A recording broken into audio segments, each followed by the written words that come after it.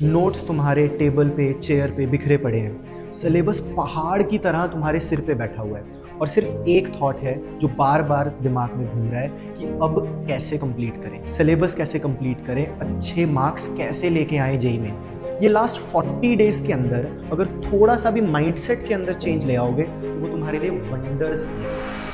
तो हम कुछ 4 ऐसे इंपॉर्टेंट पॉइंट्स डिस्कस करेंगे जिसको फॉलो करने के बाद तुम अपने अंदर एक सिग्निफिकेंट इंप्रूवमेंट नोटिस करो। सबसे पहला, PYQs are your best friend. Last 5 से 6 साल के PYQs ऐसे सॉल्व करो कि वो प्रॉपर सॉलिड हो जाए। अब सॉलिड से मेरा मतलब क्या है, एक क्वेश्चन को अगर तुम सॉल्व करते हो, चाहे वो फिजिक्स का हो या केमिस्ट्री का हो या मैथ्स का हो, टेक अ स्टेप बैक, सोचो कि एक क्वेश्चन के अंदर तुमने उसमें क्या स्टेप्स फॉलो किए हैं। हर स्टेप के बारे में एनालिसिस अपने दिमाग में बनाओ and then move forward. Next step, high weightage chapters. Google पे सर्च कर लो, तुम्हें एक बहुत अच्छा आइडिया मिल जाएगा कि कौन से सब्जेक्ट के अंदर कौन से चैप्टर्स हैं जिनके मैक्सिमम क्वेश्चंस आते हैं। सारे ही चैप्टर्स तुम्हारे लिए इंपॉर्टेंट है, बट ये हाई प्रायोरिटी चैप्टर्स तुमने सबसे पहले अटेम्प्ट करने हैं। फॉर एग्जाम्पल, फिजिक्स के अंदर तुम optics, modern physics, current electricity and thermodynamics. Chemistry के अंदर तुम जीओसी पकड़ सकते हो पहले, जीओसी के बाद तुम एल्डिहाइड केटोन्स पे कर सकते हो क्योंकि उसके क्वेश्चंस बहुत आते हैं। तुम थर्मो, जैसे मैंने फिजिक्स में बोला, केमिस्ट्री के अंदर भी थर्मो बहुत इंपॉर्टेंट है। And one very important chapter,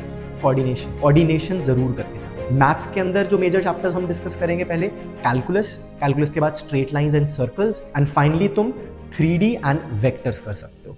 मैं फिर से बोल रहा हूँ, सारे चैप्टर्स ही इंपॉर्टेंट हैं, बट ये हाई प्रायोरिटी चैप्टर्स तुम पहले अटेम्प्ट करोगे और पहले रिवाइज करोगे। Third is test test test. Make sure कि दिसंबर के अंदर तुम हर 3 दिन के अंदर एक फुल मॉक टेस्ट तो दो। जनवरी में एंटर करते ही कोशिश ये रहेगी कि हर 2 दिन के अंदर एक फुल मॉक टेस्ट। सिर्फ टेस्ट देने से बात नहीं बनेगी।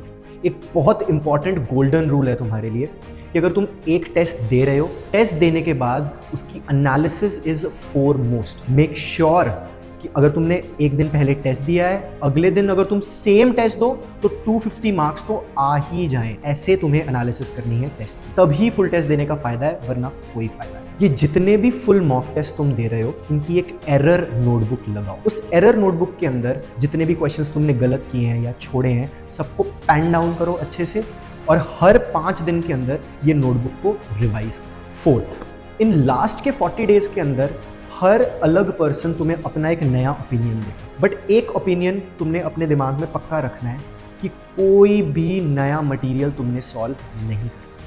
अगर तुम PYQs कर रहे हो तो PYQs की ही रेपिटिशन करो।